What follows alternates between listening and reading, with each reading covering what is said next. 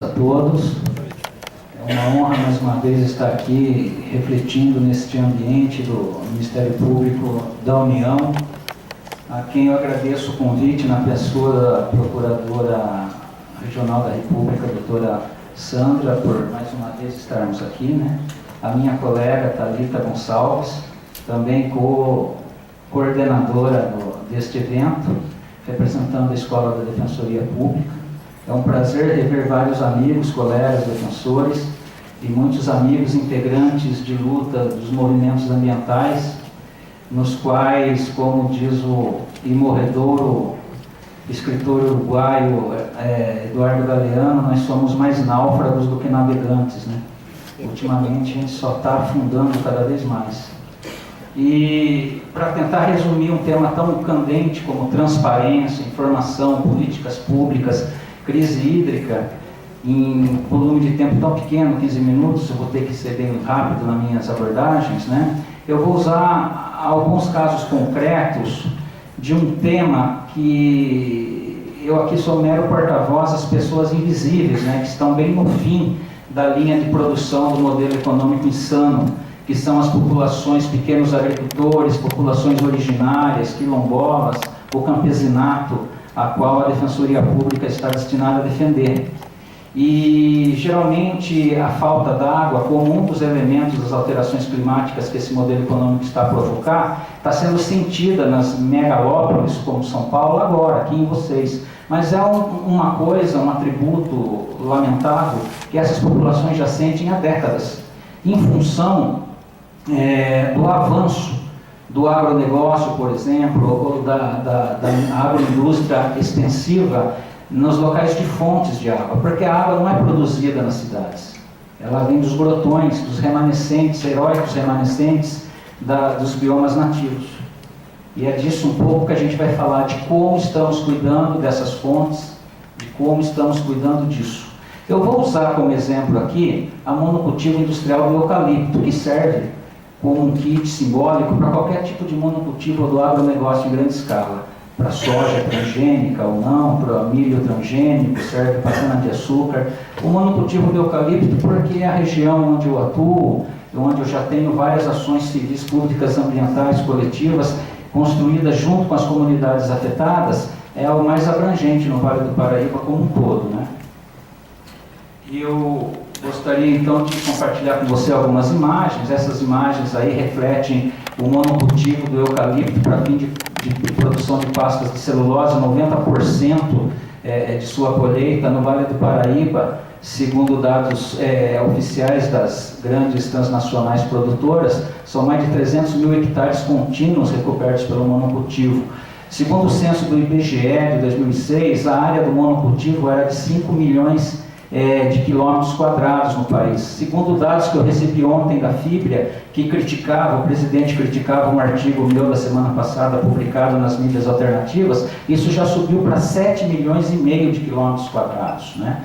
Nós estamos falando de um monocultivo que como diz o maior geólogo do Brasil, o professor Carlos Walter Porto Gonçalves, industrial, um dos grandes expoentes do agronegócio, né?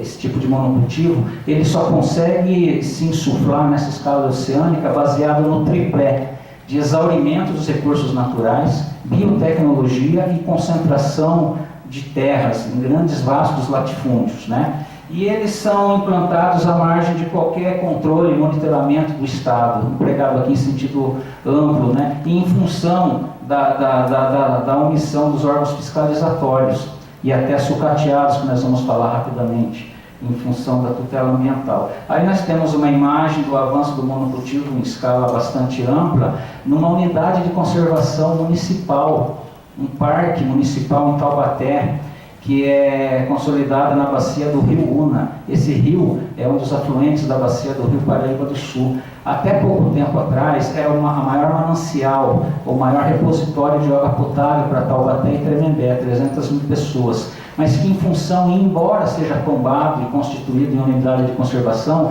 está tomado pelo avanço do monocultivo industrial do eucalipto para a produção de pasta de celulose. Não podia existir esse monocultivo aí. Não podia existir esse monocultivo em APP de topo de morros, em costas íngremes, como a gente está vendo. Eles estão estrangulando o rio.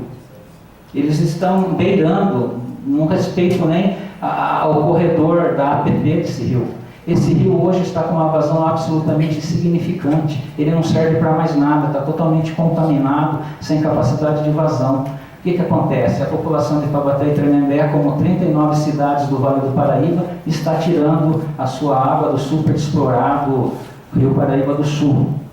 Nós estamos vendo aí também outra foto que mostra bem, né, os talhões de monocultivo em áreas íngremes, em costas íngremes, em topo de morro, plantados sem qualquer cuidado para evitar a erosão, em linha de morro abaixo, né? Vocês estão vendo uma escala que nós tiramos com os helicópteros do Exército em 2009, mostrando esse avanço descontrolado do monocultivo. E esses monocultivos, eles são forjados com mudas clonadas e alteradas geneticamente em laboratório para ter um crescimento recorde. Entre a colocação da muda na terra e o corte, leva-se de 5 a 6 anos no máximo hoje, né? Em seu bioma natural, na Austrália, uma árvore dessa demora 30, 40 anos para ter a idade de corte. Aqui não, é impulsionado por essas alterações e principalmente pela incidência em escala estratosférica de agrotóxicos, principalmente herbicidas à base do glifosato e formicidas à base de sulflurodamida, conhecidas comercialmente como Atamex, Mirex, que são altamente resistentes no ambiente, são POPs banidos pelo Protocolo de Estocolmo, subscrito pelo Brasil e 152 países desde 2005, e mesmo assim, em função da sua lesividade, mutagênico, cancerígeno, altamente lesivo ao meio ambiente, eles ainda são tolerados em função da total omissão do sistema fiscalizatório do Estado no uso do avanço do agrotóxico, do agronegócio, principalmente nessas questões desse monocultivo exemplificado aqui, né? Para vocês terem uma ideia, se fosse uma comunidade pobre, que os defensores que nós estamos acostumados a defender, num desespero habitacional, eles se alçassem a montar seus moquitos num morro desse, em 5 minutos estaria a liminar. Em 5 minutos, é área de risco, não sei o que, para a humana não tem perdão. Mas para essas transnacionais que pairam acima do bem e do mal, tudo pode acontecer. O que acontece? Nos sistemas de corte, todo esse mar de morro fica totalmente exposto. E todo o resto de nutriente, toda aquela gama de agrotóxicos e toda a perda do solo que ainda resta, principalmente em função da abertura de milhares e milhares de quilômetros de estradas clandestinas. Nós sabemos que estradas são os maiores compactantes de solo, são os maiores fatores de erosão e de perda. Para vocês terem, aqui o Dr. Carlos Bucuí, com muita propriedade, nos falou dos tempos geomorfológicos do planeta.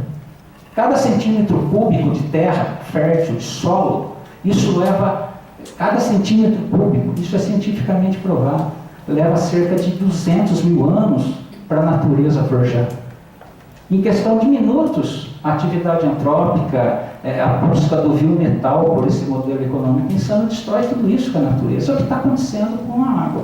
Com a gravidade, com as intempéries, com os ventos, toda essa carga de pesticida, todo esse solo dessas regiões expostas de milhares e milhares de quilômetros em mar de morro, desce aos rios, assoreia, acaba, aniquila, impermeabiliza os rios. Vocês estão vendo aí. E eu não sei se vai passar, eu acho que não vamos conseguir passar, uma filmagem que nós fizemos no último pico de água que nós tivemos aqui, né, em 2010, no Réveillon de 2009 e 2010, quando São Luís do Paraitinga, que tem mais de 30% do seu território impermeabilizado pelo monocultivo, foi vítima. Não só em função do atual monocultivo, é que a nossa região, principalmente o interior do estado, já é flagelada por uma série de mais de 200 anos de monocultivos absurdos. E foi destruída o maior acervo de patrimônio tombado, de casario tombado do estado, 479 imóveis históricos tombados, né? Foi destruída em questão de 24 horas, no Réveillon de 2009 para 2010. Nessa época, porque eu sei disso, a Procuradoria-Geral do Estado defende o governo do Estado nessa ação indenizatória que a sociedade civil e defensoria juizou e que está em fase ainda de decisão em primeiro grau, eles juntaram relatórios dos seus técnicos, dos seus burocratas, garantindo ao mundo que não existe alteração climática, que eles não foram omissos em relação às mudanças climáticas, como nós estávamos sustentando na causa de pedir dessa ação, que isso, por questões matemáticas, era uma chuva ocasional, que ia se reproduzir só de 800 anos. Não sei se vocês lembram, no meados de 2004, o governo do estado de São Paulo, com seus técnicos, também vieram falar, não, essa seca é ocasional, ela só vai se reproduzir em 800 anos. E está se reproduzindo em 2015 de novo.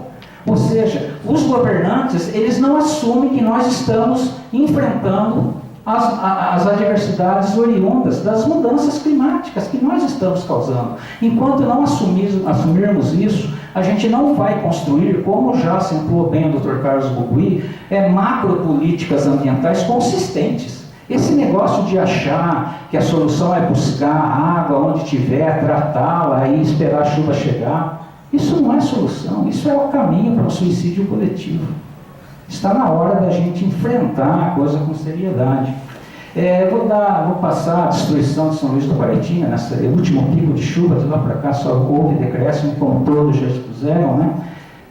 Vocês têm uma ideia, a água do rio Paraitinga, que é a principal fonte da bacia do rio Paraíba do Sul, bacia essa hoje com a capacidade de 1% acima do volume morto. Ela não só abastece 39 cidades do Vale do Paraíba, como 39 cidades do sul de Minas e mais 38 cidades no Rio de Janeiro, incluindo a capital. 22 milhões de pessoas dependem dessa bacia, né? E sem qualquer tipo de estudo de impacto ambiental, sem audiência pública, sem discussão com a sociedade, está havendo aqui uma milagrosa solução dos problemas de São Paulo para transpor água da bacia do Rio Paraíba do Sul, que não tem. Se não chover uma chuva amazônica nos próximos dias, em abril vai faltar água. O Paraíba do Sul vai virar um filete, como já foi mostrado em outros lugares aqui do Sudeste. Isso não é solução. Vai tirar água de onde não tem?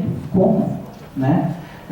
Aqui nós temos, em função do avanço do monocultivo descontrolado, né, e segundo estudos de cientistas como Augusto Rusch, citado pela doutora em Engenharia Florestal Simone Figueiredo Guimarães, professora da Universidade Federal Fluminense, cada árvore de eucalipto, isso aí é uma pesquisa levantada no já devastado norte do Espírito Santo, consome 30 litros de água potável por dia.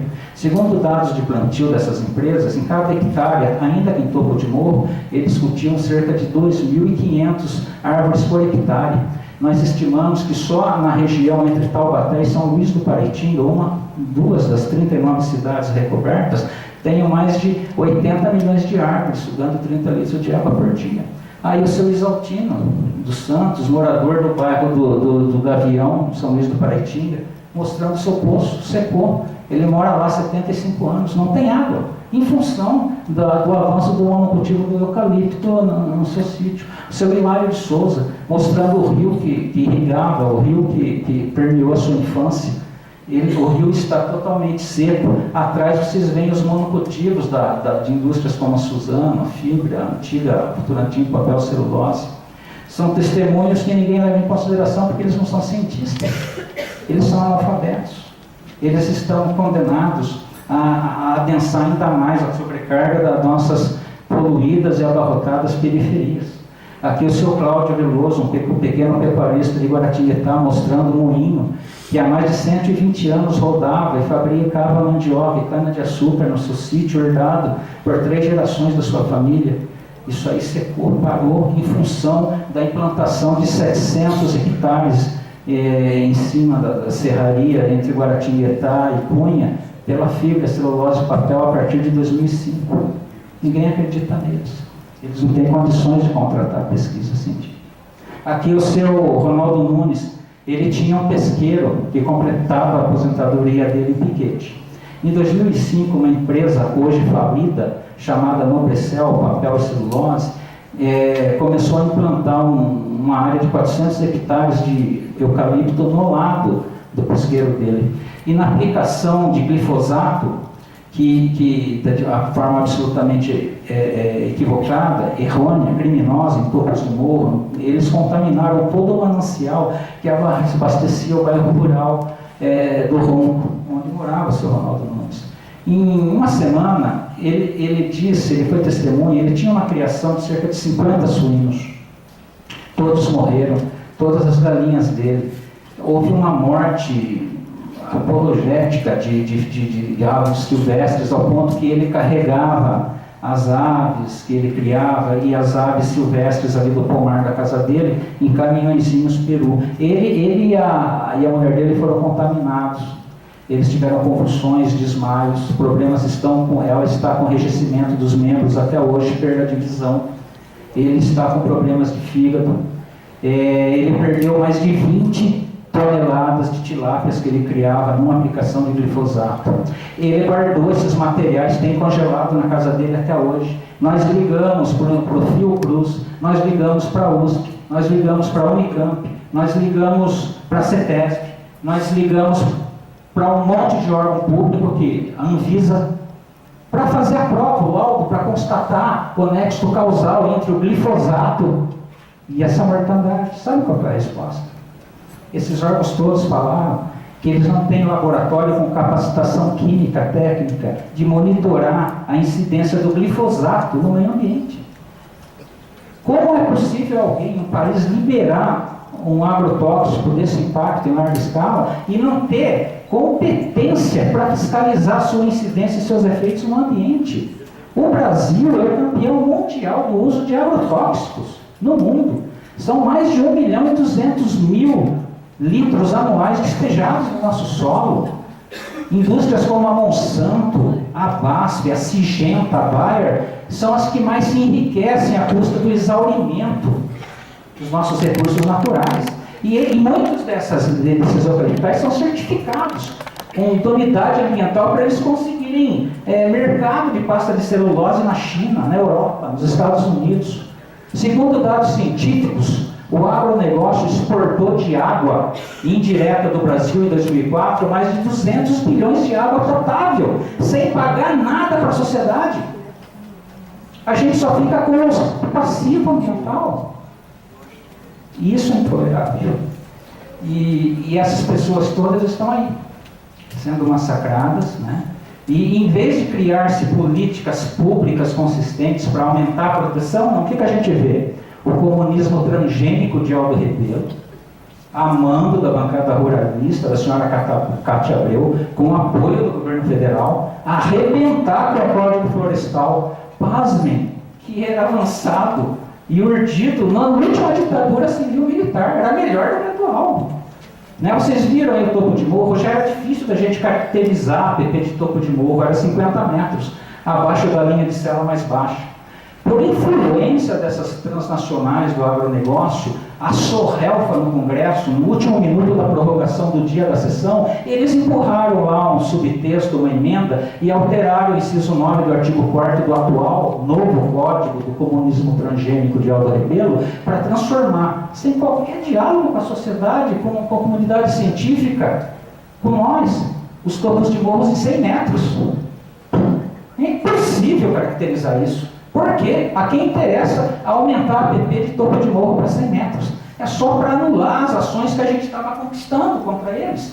É para isso. É todo o serviço deles. Aqui, recentemente, o senhor Barros Munhoz, político obscuro, capitaneou a aprovação da lei estadual, deixa aqui para eu não errar, a lei estadual 15.684 de 2015, editada agora em janeiro, a título de regulamentar o cadastro ambiental rural.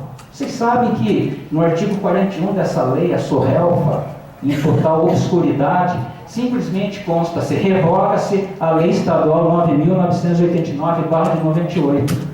A lei 9.989/98 era uma lei importantíssima no estado de São Paulo, que obrigava todos os proprietários, senhores de terra, senhores feudais, a recuperar a mata ciliar, as suas reservas legais e APPs invadidas. Ele revogou, a título de regularizar o cadastro ambiental rural, revogou uma lei dessa importância. Então não existe transparência, não existe diálogo, não existe política pública. O que existe é um tradicional assinte dos gestores públicos com relação à temática ambiental, né?